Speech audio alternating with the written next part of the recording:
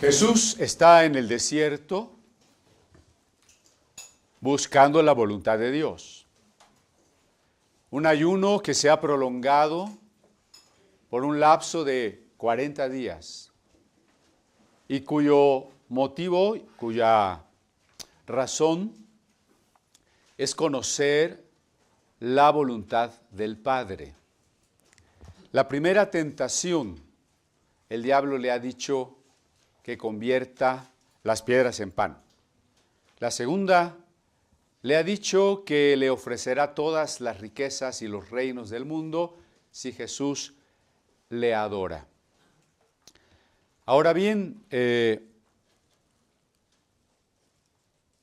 esta segunda tentación de las riquezas, como en la primera, en las necesidades legítimas, a veces urgentes, y en las ilegítimas, todos estamos identificados con la tentación de Cristo porque somos tentados igualmente. Pero también somos tentados con la tentación de las riquezas. Y usted dirá, bueno, a mí todavía no me llega esa tentación porque lo que no tengo es riquezas, pero todos enfrentamos la tentación de las riquezas porque mire, si cualquiera de nosotros tuviese la oportunidad de ser famoso, de recibir honores, de tener poder, de lograr un puesto político, de tener dinero, lo aprovecharía. Si usted me dice que no, me está mintiendo. ¿Verdad? Es una tentación. Ya hemos dicho cómo muchos hermanos incluso creen ver en la política una salida, pero con una mala motivación, porque es el poder tener, el poder lograr. Potencialmente, esa decisión de pecar está en nosotros. Quizá criticamos a los gobernantes. Es que el presidente fue un ladrón. ¿Y qué hubiésemos hecho nosotros? ¿Quién sabe? Ya frente al poder, frente a la presión de los grupos de intereses, frente al arca abierta, de donde se puede tomar, donde aparentemente nada va a pasar, ¿qué hubiéramos hecho nosotros? Potencialmente, ahora a usted tal vez no lo han invitado a ser senador todavía, ¿no? Tal vez todavía no hay esa oportunidad de que usted se pudiera llevar mucho dinero. Pero lo importante es revisar el corazón. ¿Cómo estamos nosotros? ¿Qué tanto habríamos de soportar? Recuerde que en ese libro de Casiodoro de Reina sobre las tentaciones de Cristo, él insistía en la importancia de ese capítulo porque reflejaba las tentaciones que la iglesia, y eso somos nosotros, habría de enfrentar a lo largo de su historia. Quizá no tengamos la oportunidad de enriquecernos ni de ser políticos importantes o millonarios o empresarios, ni siquiera tal vez nos saquemos la lotería. Pero eso no significa que nuestro corazón no ame las riquezas. Eso no significa que no seamos en el fondo codiciosos. Eso no significa que nosotros ya estaríamos dispuestos a renunciar a la riqueza. En el fondo todavía, con toda nuestra pobreza, podemos seguir pensando que la riqueza da felicidad. Porque esa es la idea que se nos difunde y se nos infunde a través de todo el modelo de vida que presentan los medios de comunicación. ¿Quién no quisiera ese automóvil que se anuncia? Ir a esa playa, en ese hotel que se anuncia. ¿Quién no quisiera ser ese modelo o esa modelo que sale allí? Y pues si no somos, cuando menos pues que tuviéramos esa crema o ese vestido o ese perfume, un poquito más cerca estaríamos del modelo, ¿verdad? Es algo que se nos ha imbuido. que el dinero, que la riqueza, el bienestar, el ocio, la fama, nos hace felices. Hay una envidia secreta. Al mismo tiempo que un anhelo de alcanzar cierto modelo, hay una envidia secreta. Si no, véanlo ustedes en algunas personas de las capas más pobres de la población. ¿Y qué van leyendo? Una revistita de chismes de artistas y de gente rica, de gente famosa. ¿Qué tienen que ver ellos con la gente famosa? No puede haber un abismo más grande entre ellos y la gente famosa, ¿verdad? Si los famosos alguna vez voltean a verlos, pues será nada más para darles un autógrafo ahí y salir en la foto, pero en el fondo los desprecian. ¿Qué tiene que ver? Pues nada más el deseo de ser como ellos alguna vez, ¿no? De proyectarse en lo que ellos son. Entonces no tenemos la riqueza y a lo mejor ni la tentación real de robar algo o mucho, de robar mucho, pero podemos albergar en nuestro corazón un deseo de riqueza. Claro que si eso pasa, aunque sea la oportunidad de robar poco, vamos a robar poco. Claro que el problema del que roba poco es que se va a la cárcel.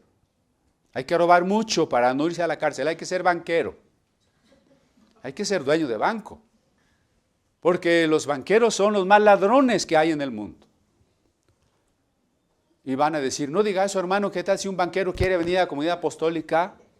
Pues bienvenido, todos son bienvenidos, pero se tiene que arrepentir. Porque el banquero, a través de los intereses, a través de la venta de instrumentos de inversión, termina despojando a la gente de su dinero, termina empobreciendo países enteros, sumiendo millones de personas en el hambre. Porque hay un corazón codicioso. Déjeme decirle que si no vencemos la tentación por la codicia, la fama, las riquezas, como venció Cristo, nos estaríamos identificando con otro personaje del que nosotros suponemos que nunca seríamos. Y ese es Judas. Si a usted le dijeran, oye, ¿tú te crees igual que Judas? No, ¿cómo crees? Yo nunca hubiera traicionado a Cristo. Es más, yo hubiera hecho lo mismo que Pedro. Cuando vinieran a prenderlo a Jesús, yo lo hubiera defendido. Y yo no hubiera fallado, yo no hubiera cortado oreja, yo sí lo hubiera partido en dos, ¿verdad? Pero a final de cuentas, cada uno de nosotros es Judas cuando frente a la tentación de cualquier riqueza, fama, poder, dejamos a Cristo de lado, dejamos la obediencia al Padre. Y eso pasa aún dentro de la iglesia y dentro de los ministerios. ¿Usted tiene idea que desde los hermanos de algún coro, no de este coro, de algún coro, hasta los diáconos de alguna iglesia, hasta los pastores, se están peleando por ver quién es más, quién canta mejor, a quién se le reconoce más, quién tiene un ministerio más grande, quién tiene una iglesia más grande? Hay competencia, hay pleito, hay crítica. Terrible. A lo mejor si usted es un cristiano que apenas comienza a conocer el ambiente, dice, ay, qué bonito, aquí todos se quieren. Espérese tantito, ¿verdad? Porque al rato va a ver que la comida preferida del domingo es tacos al pastor, ¿verdad? La rivalidad entre pastores es tremenda. Y el menosprecio de unos para con otros. Ah, sí, ese pastor, pues sí predica bien, pero mira, tiene este pecado. Nos gusta evidenciar, calumniar.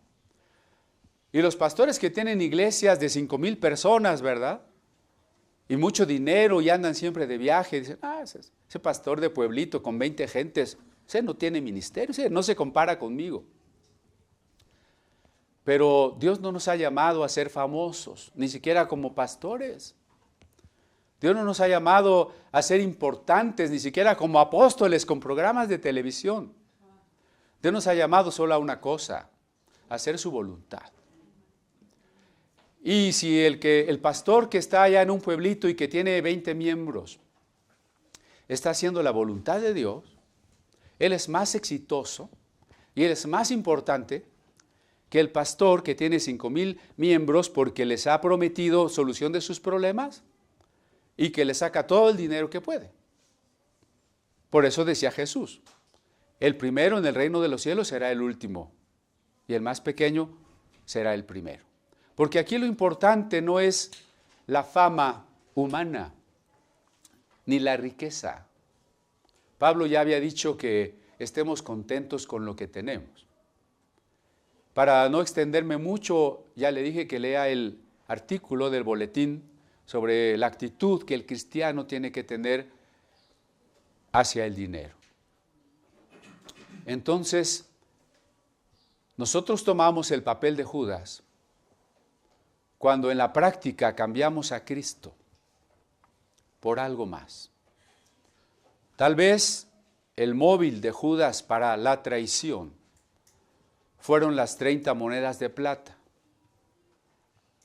No lo sé.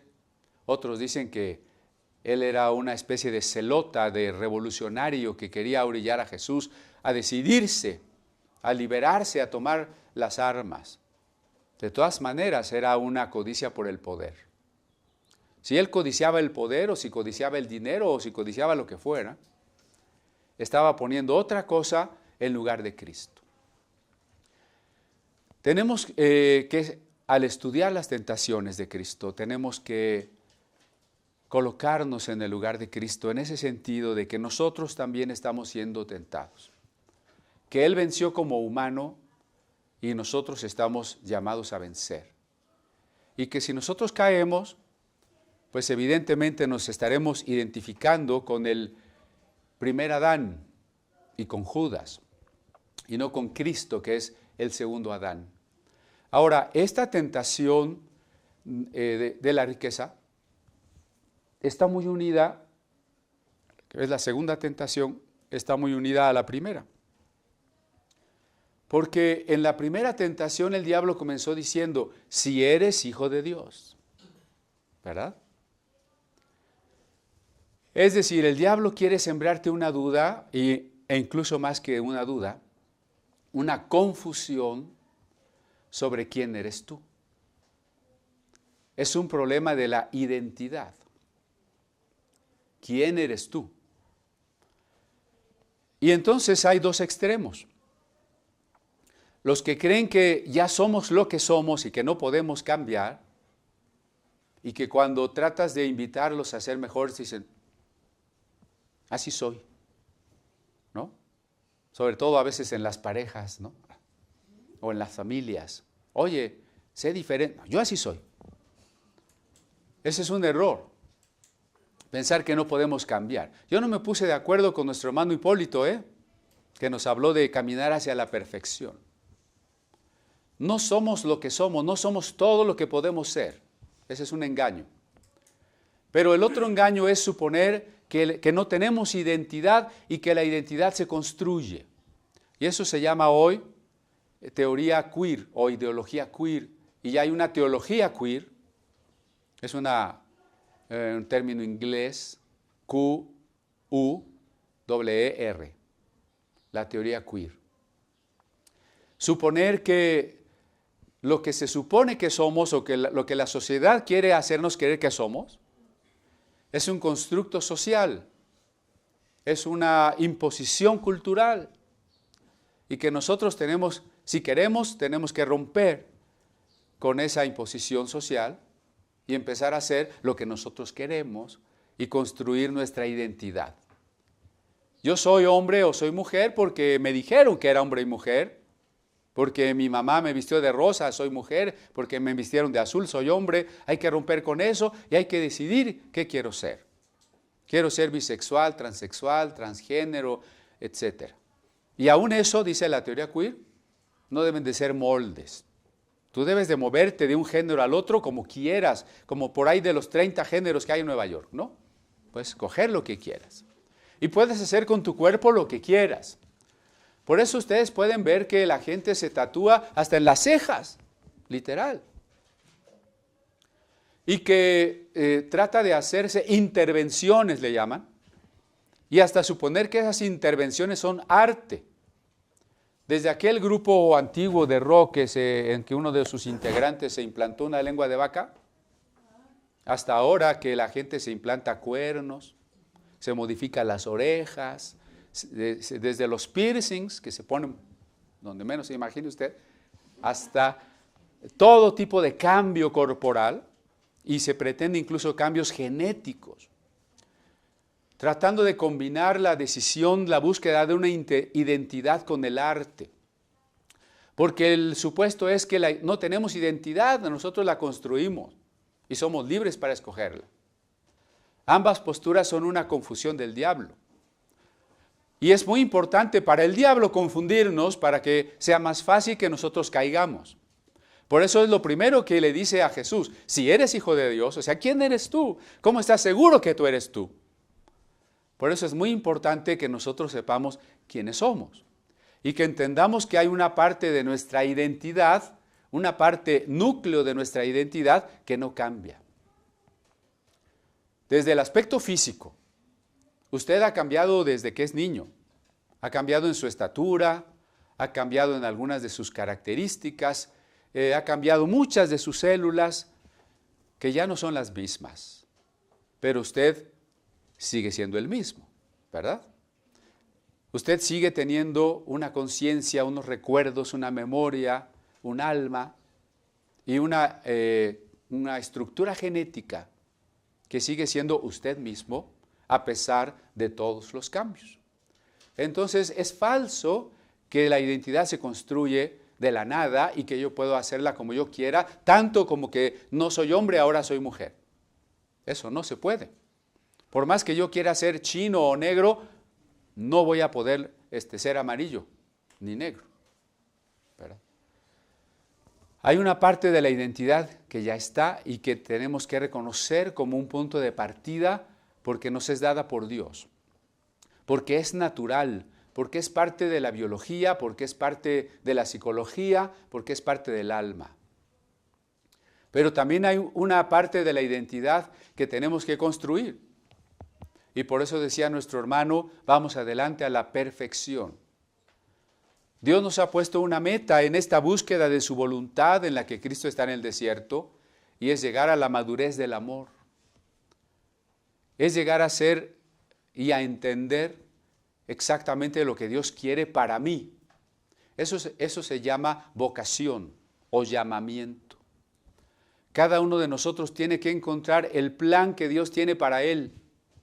Las buenas obras que Dios ha preparado de antemano para que caminemos en ellas. El ministerio, la tarea, la profesión que vamos a tener es diferente para cada uno de nosotros. Y no hay alguien que me lo pueda decir, ni mucho menos que me lo deba imponer. Ni nuestros padres nos pueden decir, tu profesión debe de ser tal. Usted tiene que escoger. Ni el pastor le puede decir, tú te casas con tal. Y aquí hacemos de una vez unas parejas, ¿no? La vocación es diferente, es particular. Y tenemos que encontrarla en esa búsqueda de la voluntad de Dios. Esa vocación unida a la madurez para llegar a ser a la imagen de Cristo nos va a dar la plena identidad, no solo de lo que ya somos y no se puede cambiar, sino de cambiar lo que sí se puede cambiar y llegar a ser todo lo que Dios quiere que seamos, ¿no? Si no entendemos esto, cualquier variante de la ideología queer nos va a arrastrar tarde o temprano. Porque aquí es donde el diablo nos quiere confundir. Todo aquello que usted hace equivocadamente no es verdaderamente parte de su identidad. Es que yo soy muy enojón. Muy bien, pero eso no es su identidad. Pero ¿cómo no? Si todo el mundo sabe que soy un enojón.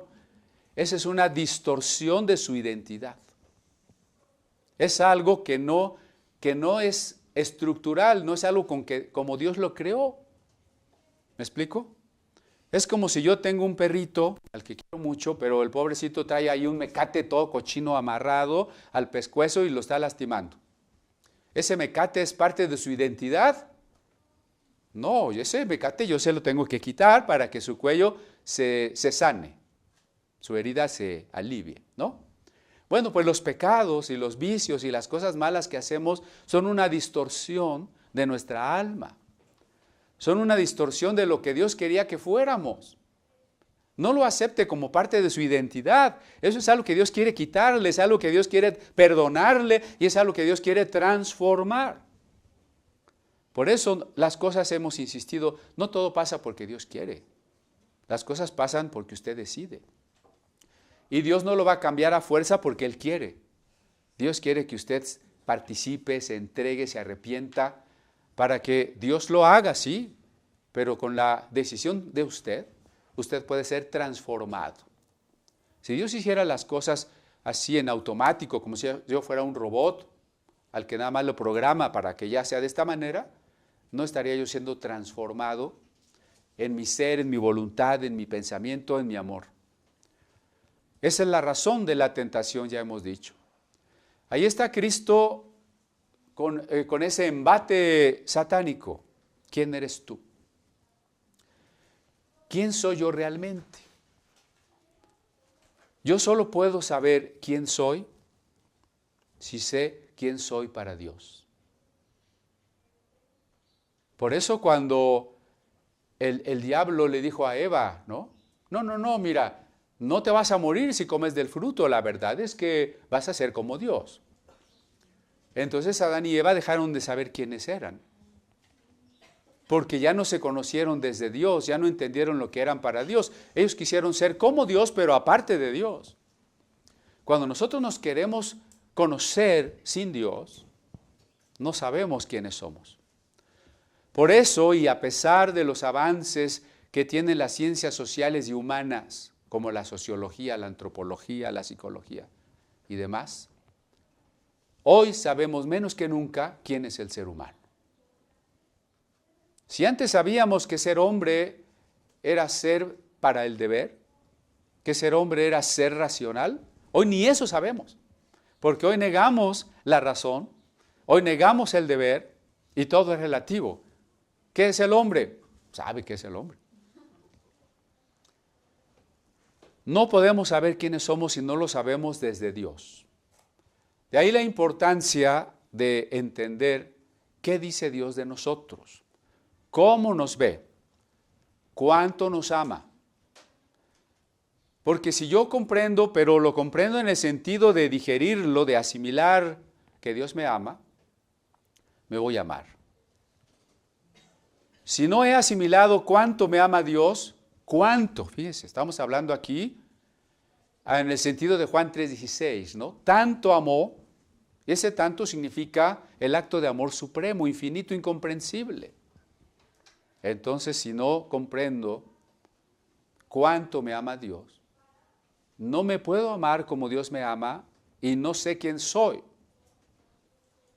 Y cuando no sé quién soy, estoy perdido, soy presa de cualquier confusión, de cualquier sugerencia satánica, incluso de un rechazo a mí mismo en muchos aspectos de mi vida. No me acepto, no me perdono, no me quiero. Estoy traumado, ¿no? Ya sea que me sienta menos o que me sienta más, pero no entiendo quién soy. Solo me puedo conocer a mí mismo desde Dios. Y por eso también la primera tentación y la segunda se relacionan en este otro aspecto. Que en la primera tentación el diablo le dijo, si eres hijo de Dios. Y en la segunda le dice, te daré las riquezas. Frente a la pregunta, ¿quién eres? La respuesta de la mayoría de la gente es, eres lo que tienes. Tanto tienes, tanto vales. Si tú eres un pobretón, hasta tenemos la frase, eres un donadie, ¿no? O sea, si no tienes, eres nadie. Parece que la identidad, parece que ser depende del tener. Y bueno, las personas que han logrado cierto éxito material y social caminan con soberbia. Ya los profetas como Miqueas hablan de los que caminan con orgullo, de los que miran con desprecio. Porque bueno, yo yo soy un político, soy el gobernador, ¿verdad? O yo soy el artista que ha vendido 1 millón de discos, no sé. Caminan como pavos reales. Algunos que ni tienen por qué, pero también. Y a lo mejor nosotros haríamos lo mismo, ya lo hemos dicho. Porque suponemos que la gente vale por lo que tiene. No solo el que se cree mucho, sino el que se siente menos. El que no tiene y llega con toda timidez ahí con el que tiene, porque pues él no tiene. ¿Él quién es? Pero hermanos, nosotros ni nos vamos a creer mucho, ni vamos a estar inseguros. Nosotros sabemos que somos para Dios. Pero cuando caemos en ese engaño de que el diablo nos puede dar riquezas, ya dijimos que el diablo no dice soy el diablo, ¿eh? La tentación es sutil. Cuando pensamos que la riqueza trae la felicidad y que la riqueza me va a hacer que yo sea reconocido, que yo finalmente llegue a ser alguien, que yo pueda alcanzar mis metas en la vida. Ojo, aquí hago un paréntesis, ¿no? ¿Necesita dinero para alcanzar sus metas en la vida? No. Si usted me dice que sí, se lo van a robar los de Amway, los de Omnitrition o de cualquier multinivel de esas cadenas fraudulentas. Usted no necesita dinero para alcanzar sus metas en la vida. Sí, hay cosas que le van a costar, pero eso no es lo principal. Cuando Pedro y Juan se encontraron un cojo en la puerta del templo y les pidió limosna, ellos dijeron, no tengo plata ni oro. Y yo pregunto, ¿estaban haciendo ellos la voluntad de Dios? Sí. ¿Transformaron el mundo? Sí. Lo primero que necesitaron es dinero, mucho dinero, millones de dólares para poder hacer un movimiento mundial cristiano. No, no es eso lo que necesitamos. No es eso, hermano. Lo que necesitamos es rendirnos a Dios. Saber quiénes somos para Él y cuál es la voluntad de Él para nosotros, cuál es la vocación. Eso es lo que necesitamos. Pero entonces a la iglesia se ha metido la segunda tentación del diablo. La iglesia ha caído en esa segunda tentación en la que Cristo venció. Porque tenemos la teología de la prosperidad, ¿no? La teología de la prosperidad nos hace creer que la voluntad de Dios es que tengamos riquezas, que seamos exitosos y famosos, que Dios quiere que seamos millonarios, que usted es un hijo del rey y no va a vivir en cualquier cuchitril. Como usted es un hijo del rey, no va a andar manejando cualquier carcacha. Usted tiene que traer buenos tacuches. Ahora sí estoy hablando medio. Usted tiene que traer buenos trajes, usted tiene que traer un carrazo, usted puede decir que si Dios le ha bendecido ya tiene 3 casas. Hemos caído en la tentación del enemigo de pensar que la riqueza es la felicidad, que la riqueza es la bendición, que la riqueza es la voluntad de Dios. ¡Qué terrible! Gracias a Dios que Cristo nunca se dejó engañar, ¿no? Porque Él nunca fue rico. Cristo pudo haber sido alguien que cambiara la historia gracias a la cantidad de dinero que juntó, a las riquezas mismas del Imperio Romano. Y porque Cristo, pues, para mostrar que el Padre lo bendecía y que era hijo de Dios, tenía casa en Jerusalén, por supuesto, pero también en la playa, allá en el puerto de Cesarea, y tenía su casa en Roma, como no, y tenía un montón de casas. Y vivía también por ahí, tenía un palacio, para que no digan que él era menos que los reyes. Eso es lo que nos diría la teología de la prosperidad. Y eso es exactamente lo que no encontramos en Cristo. Cuando Él dice que no tiene ni dónde reclinar la cabeza, cuando ya vimos a Juan el Bautista, dice, si tienes 2 trajes, dale uno al que no tiene traje. Pero no vemos un Jesús que sus discípulos le siguen en caballos, todos en caballos, Cristo en su carreta, y atrás viene la carreta con todos los trajes de Cristo. Todos los Pierre Cardin, los Hugo Boss, ¿verdad? No. O sea, no fue así. Entonces, hermanos, la teología de la prosperidad es un gran engaño. Nuestra identidad no es cuánto tienes. Nuestra identidad es qué dijo Dios. ¿Qué ha dicho Dios? Por eso Jesús contestó, el hombre vive de toda palabra que sale de la boca de Dios. ¿Qué contestó Jesús en esta segunda tentación? Vamos a Deuteronomio 6:13 para que conozcamos directamente la cita que Jesús recordó en aquella ocasión.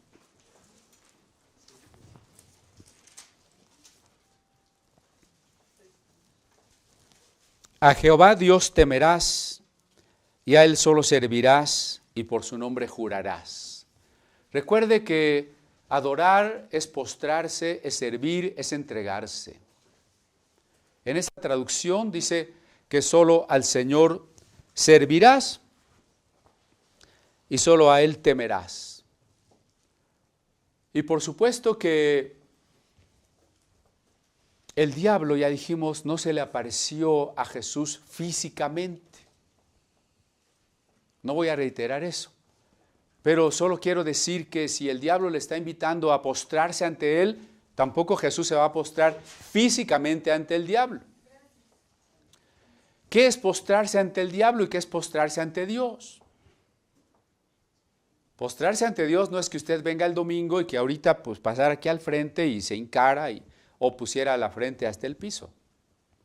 Y si lo hace, qué bueno, bienvenido, y ojalá que lo hagamos más seguido. Pero es algo más que eso, ¿no? Postrarse es rendirse por completo en nuestra voluntad, en todo lo que somos. Eso es postrarse. ¿Qué es postrarse ante el diablo? Que mañana usted se va a encontrar un amigo que lo va a invitar a una reunión por allá por el mercado de Sonora, en donde hay una estatua del diablo y usted se tiene que inclinar. Eso no es postrarse ante el diablo. Usted se postra ante el diablo cada vez que hace lo que el diablo quiere y no lo que Dios quiere. No necesita ser un satanista, consumado y abierto y confesado, no. Nosotros nos postramos ante el diablo cuando hacemos lo que él quiere. Le voy a poner un ejemplo. La serpiente llegó con Adán y Eva, ¿no? Y les dijo las mentiras. Y ellos oyeron la voz de la serpiente. Cayeron en la tentación de no adorar, de no rendirse solamente a Dios. Ahora, yo les pregunto si Adán y Eva, en un sentido literal, adoraron a la serpiente.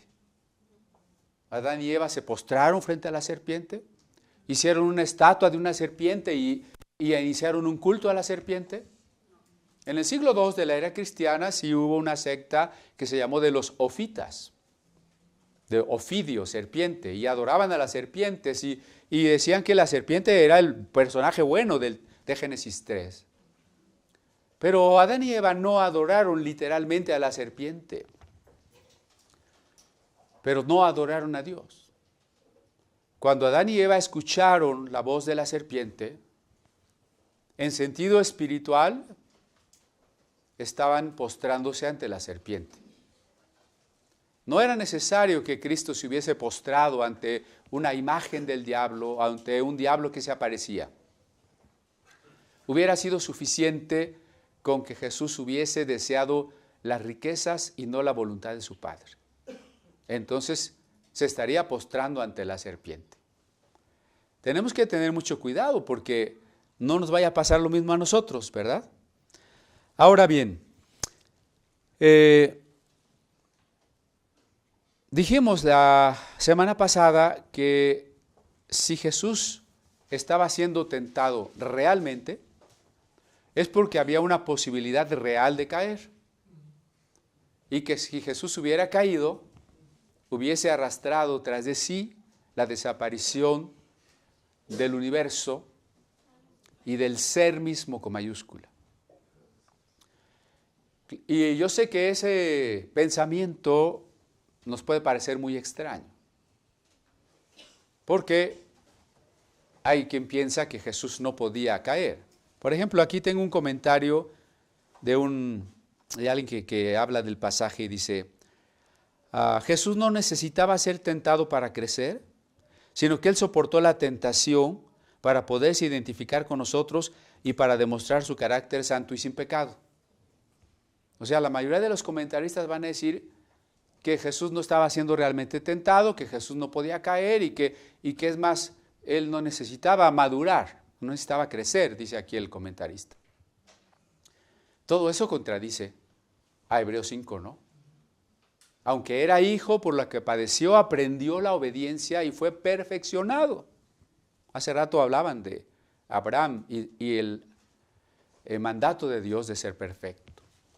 Cristo fue perfeccionado por lo que padeció. Cristo fue tentado porque fue realmente humano. Ahora, ¿qué se le dijo? Estoy haciendo una comparación entre el primer Adán y el segundo Adán, ¿no?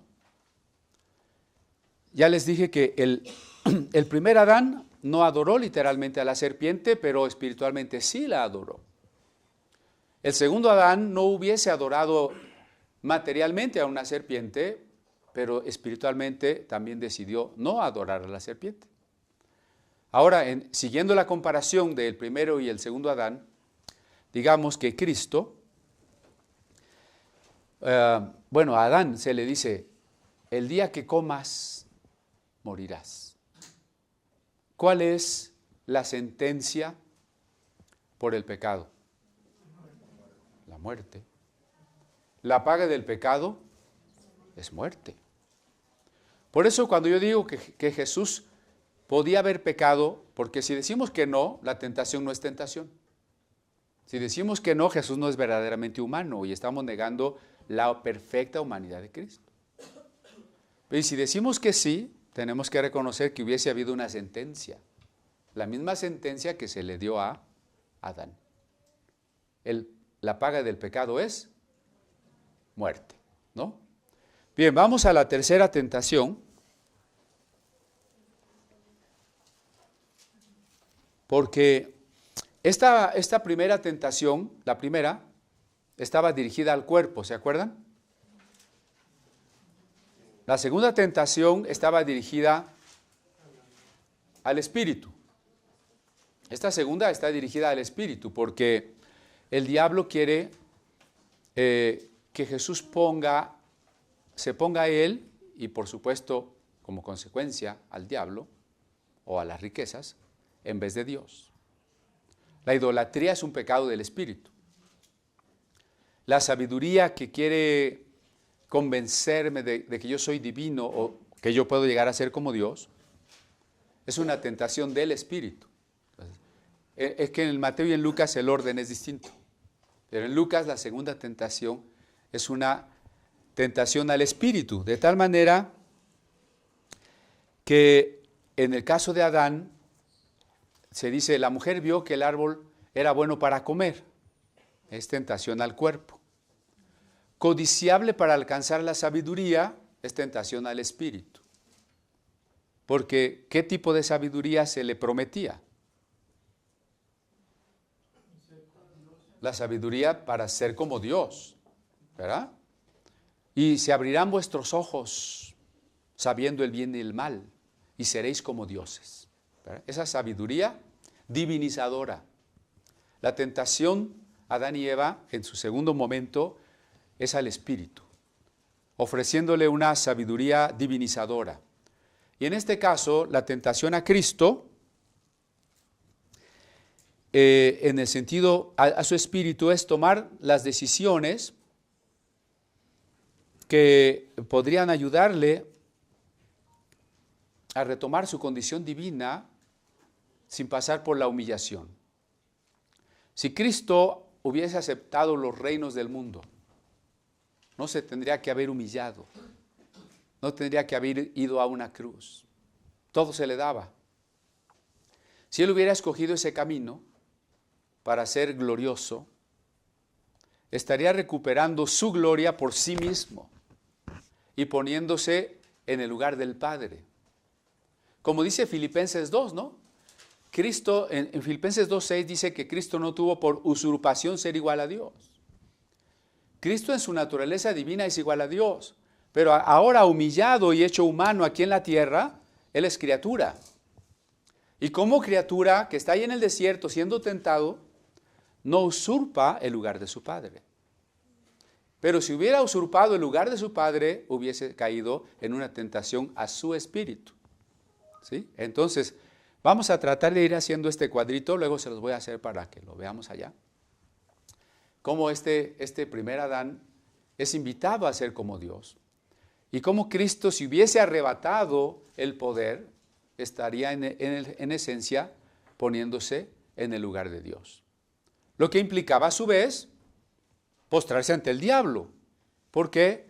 Porque la tentación es mentira, ¿no? Ya sabemos que toda tentación es mentira. Todo lo que el diablo nos diga va a ser una falsedad. ¿Se acuerda del ejemplo de los billetes que dijimos, no?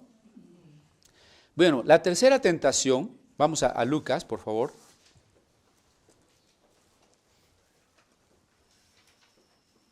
En su capítulo 4 estamos.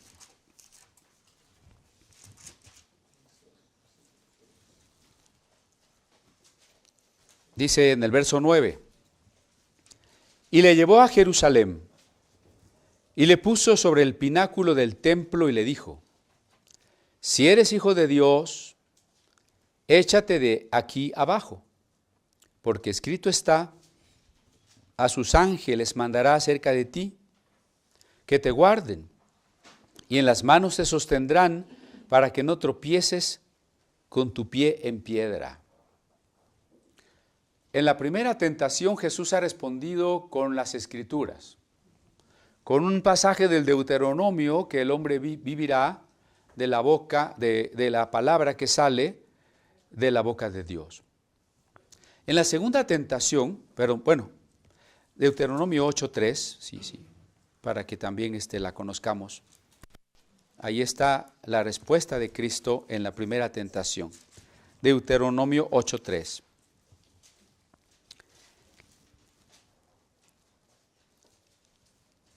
Y te afligió Dios a Israel, ¿no? Te afligió. Te hizo tener hambre. Y te sustentó con maná, comida que no conocías tú, ni tus padres la habían conocido, para hacerte saber que no solo de pan vivirá el hombre, mas de todo lo que sale de la boca de Jehová vivirá el hombre. Maravilloso pasaje, ¿no? Porque relaciona la voluntad y la palabra y la revelación divina con el pan caído del cielo, y el pan caído del cielo es Cristo mismo. El verdadero sustento del hombre por encima del material, del sustento material, aun si Dios permitiese que muriésemos en la miseria y muriésemos de hambre, si muriésemos con el maná, somos bienaventurados, ¿verdad? Lo que más nos interesa no es el dinero. No ponga el dinero en sus prioridades, póngalo entre sus ocupaciones, sí. Póngalo entre sus necesidades. Lo que determina qué tan codicioso soy o no, no es cuánto dinero tengo, sino cómo lo uso. ¿Para qué lo uso? ¿Y qué quisiera yo? Eso es, por ejemplo, los narcotraficantes que reciben millones de pesos, de dólares, no saben qué hacer con ellos y se lo gastan en puras tonterías. ¿Verdad? Yo me lo gastaba en Biblias. O sea, ¿qué hacemos con nuestro dinero? Eso es muy importante. Ahora, Jesús entonces recuerda las Escrituras, porque ya dijimos que Él no llevaba una Biblia al desierto. Y aunque predicar no es regañar, sí me gustaría preguntarle, ¿cuántos versículos de la Biblia se sabe de memoria? Para que cuando llegue la tentación, usted va a saber qué decir o no tiene la menor idea. Es importante, ¿no? La Biblia no es una espada supersticiosa que ahí como una liturgia que repito mágicamente el diablo se va a ir corriendo, no. No es que con estas palabras el diablo se asusta y se va. Es que con estas palabras mi voluntad entiende la voluntad de Dios. Y me afirmo en la decisión de lo que debo hacer, ¿no? La espada del Espíritu me permite luchar con el diablo, no porque el diablo no conozca la Biblia, no porque el diablo le tenga miedo a la Biblia, sino porque a mí me hace entender lo que Dios quiere para mí. Entonces en Deuteronomio 8:13 Jesús contestó la primera vez, y con Deuteronomio 8:3, del maná, y con Deuteronomio 6:13, la segunda tentación. Entonces en la tercera tentación, el diablo dice, bueno, Jesús está usando la Biblia, pues yo también voy a usar la Biblia, ¿verdad? Y entonces le lleva a Jerusalén. Perdóneme si otra vez reitero el asunto de si literalmente el diablo teletransportó a Cristo desde el desierto de Judea hasta el pináculo del templo de Jerusalén. Es difícil pensarlo así, ¿no? No pensemos en Cristo, sino incluso en uno de nosotros pecadores. Si el diablo le hace un viaje de esos, bueno, ojalá se lo hiciera para que usted ya no peque, porque le aseguro que ya no peca.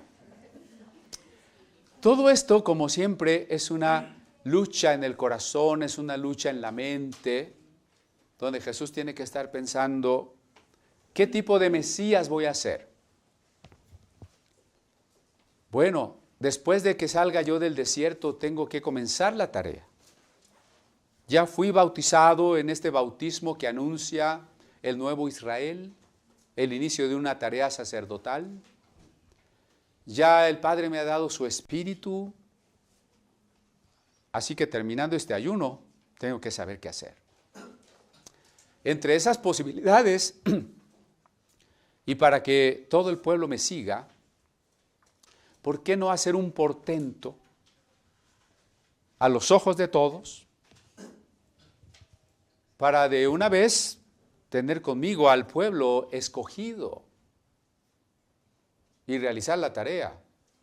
Algunos documentos hallados en las cuevas del Mar Muerto hablan precisamente de un Israel remanente que junto con el Mesías que habría de llegar, formarían ejércitos para conquistar el mundo, acabar con los gentiles y con los judíos apóstatas. Ese documento se llama La guerra de los hijos de la luz contra los hijos de las tinieblas. Y aunque no es un documento, no es un libro de la Biblia, es un libro de la época de Cristo, que refleja la manera en que muchísimos judíos, algunos tan cercanos al cristianismo como los esenios, que pensaban de esa manera. Se trata de lograr y convencer que el verdadero Israel se una a un líder y se apropie de las promesas divinas conquistando el mundo, dándole el reino a Israel. Esa era una posibilidad. Y bueno, ¿qué tal si en la fiesta de la Pascua, cuando los miles de peregrinos estén reunidos ahí a las afueras del templo, yo me arrojase desde la almena más alta y la gente viera que no me pasa nada? Entonces dirían, este es el bueno. Todos me seguirían. Lo de menos ya sería que todos trajeran la espada que tengan por ahí, que forjemos algunas y que nos duran los romanos, ¿no? Siendo así muy realistas, era una posibilidad. Y si usted y yo tuviésemos que hacer una tarea como la que tenía que hacer Cristo, creo que esa nos hubiera convencido más, ese camino, ¿verdad? Porque era el camino que todos esperaban. El único problema es que por ahí había un versículo que decía, ¿quién ha creído a nuestro anuncio? Lo han despreciado y desechado. Ah, caray. Pero está este otro salmo. A mí me gustan los salmos de ese tipo, ¿no? Como el 91, el que habita al abrigo del Altísimo. 1000 caerán por acá y 10,000 por allá. Ese me gusta más. Por eso compré mi Biblia de promesas, mire ya, vienen hasta de colores, ¿verdad? Entonces, el diablo le cita a Jesús si quiere acompañarme, el Salmo 91, precisamente, en sus versículos 11 y 12.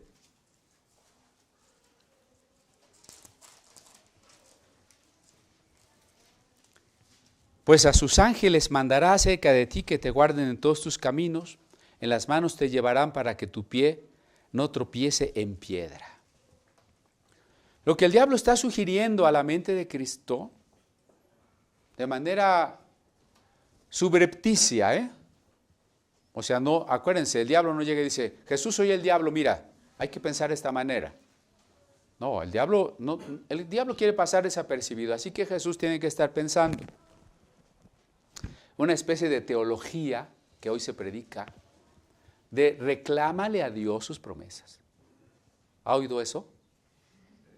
Tú tienes una necesidad, tienes un problema, una carencia, reclámale a Dios. Ya ahí está la gente, ¿no? Señor, tú dices en tu palabra y ahora me cumple, ¿verdad? Así como cuando usted va a una tienda con la garantía y dice, óigame, esta me sale una porquería, esto me lo cambia. ¿Sí? Le queremos reclamar a Dios. Esa teología de ahora me cumples, ahora quiero ver que tu palabra es verdad. Cuando el Espíritu Santo ni nos ha dicho que esa promesa o esa situación es para mí, porque la voluntad de Dios es particular. No puedo decir yo, aquí está una promesa general y entonces es para mí. Sí es para ti, pero hay que ver cuándo y cómo. Y eso solo el Espíritu Santo te lo puede decir. Por eso Cristo está allí dependiendo del Espíritu Santo, ¿no? Antes de ser tentado fue lleno del Espíritu Santo. Recuerden, de eso ya hablamos. Entonces Jesús es tentado para casarse con la teología de, ¿cómo se le llamará esa teología? Del reclamo, ¿verdad? O sea, Dios, yo quiero, si aquí dice, pues tiene que pasar. Porque tú no dices mentiras, y como no pasa, pues entonces empezamos a echarle la culpa al diablo, ¿no? De que las circunstancias son un engaño del diablo, y yo no voy a creer a las circunstancias, yo voy a creer a las promesas de Dios. Y empezamos a fugarnos de la realidad, así muy al estilo budista. Lo que estoy viendo no existe, existe lo que está en mi mente. Esa tentación tuvo Cristo. Pero con citas bíblicas, porque todas las herejías tienen citas bíblicas. Cuidado cuando llegue un hereje, porque siempre va a tener textos, siempre. Por eso la Biblia no se interpreta con un texto por aquí y otro texto por allá. La Biblia tiene que interpretarse en una coherencia del plan de redención, de entender que Dios es amor y que quiere para nosotros, ¿no? No un texto aquí y otro por allá.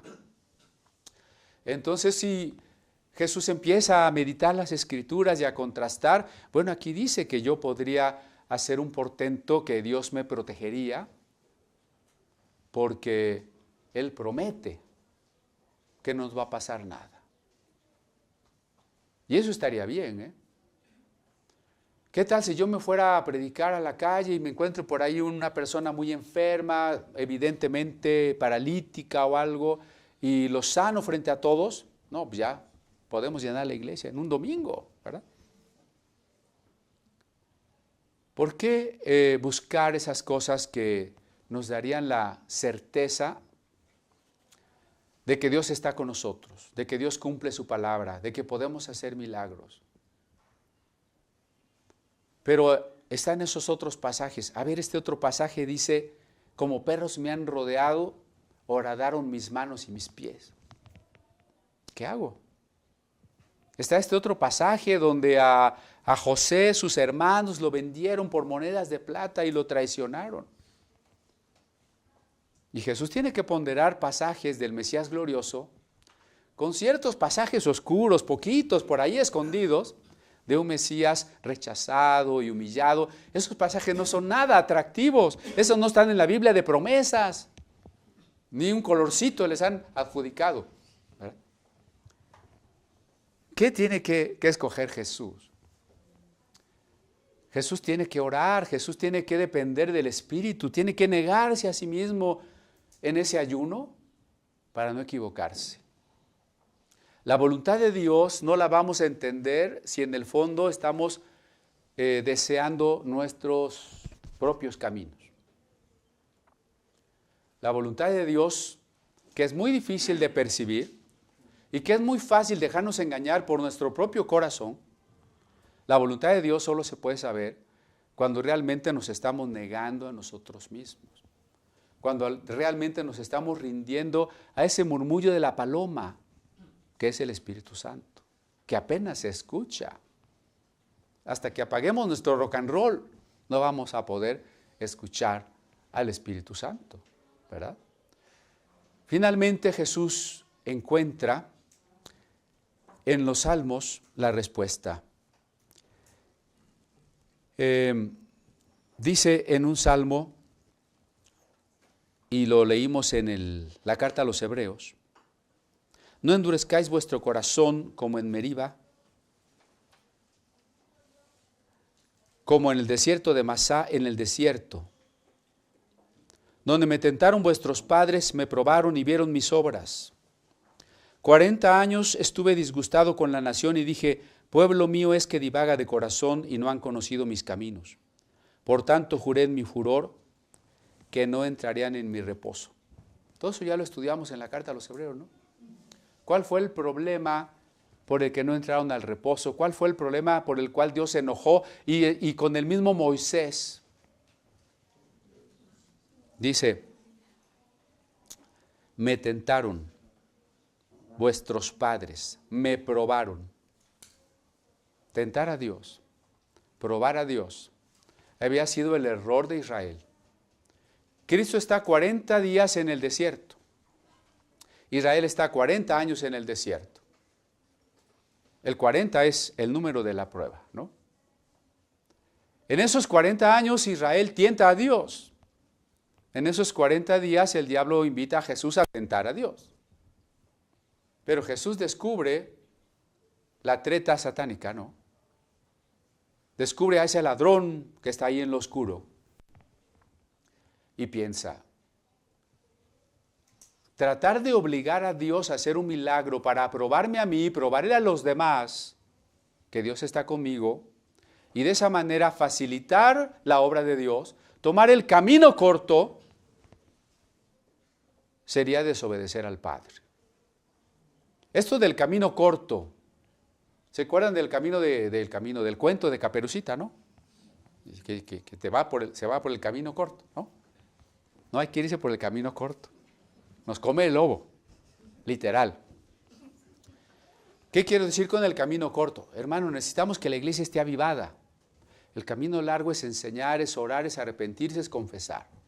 El camino corto es poner música a todo volumen y bien guapachosa. Ya están bien avivados, ¿no? Los caminos cortos son los que nos llevan a la codicia. ¿No decía Jaime Torres Bodet en uno de sus poemas, ¿no? Que los hombres matan por el miedo y la prisa. ¿La prisa de qué? Pues de hacerme rico ya. Porque mañana, pues quién sabe. No tomemos caminos cortos. El diablo quería que Jesús tomara el camino corto. Era una tentación al alma, a los ojos. Eva vio que el árbol era bueno para comer, codiciable a los ojos, ¿no? El árbol era codiciable a los ojos, el alma.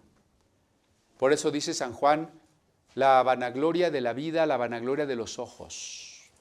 La vanagloria de los ojos. Esta tentación al alma para que también todos los hombres vieran a un Jesús que se arrojaba y no le pasaba nada. Y de esa manera sus almas serían persuadidas para seguirlo. En esta tentación al alma Jesús se da cuenta que el camino corto no es la vía. Porque antes de la gloria, el camino corto, está la cruz, el camino largo. Cuando nosotros predicamos la teología de la prosperidad y del éxito y de las promesas y del reclamo, queremos el camino corto. Ese no es el tiempo de Dios ahora. El tiempo de Dios para nosotros hoy Es el tiempo de identificarnos con la cruz de Cristo. Es el tiempo de la negación. Es el tiempo de sufrir con el mundo su sufrimiento. Por eso cantamos un himno que dice, oh, yo cuánto amaré esa cruz. ¿Verdad? En esa negación de sí mismo, Jesús puede percibir que si Él se arroja o cualquier otra petición o acción que pruebe a Dios, que le exija a Dios una respuesta para ver que se hace patente lo que está escrito, sería tentar a Dios. Cuidado, hermano, porque a veces la desesperación nos puede llevar a eso, ¿no?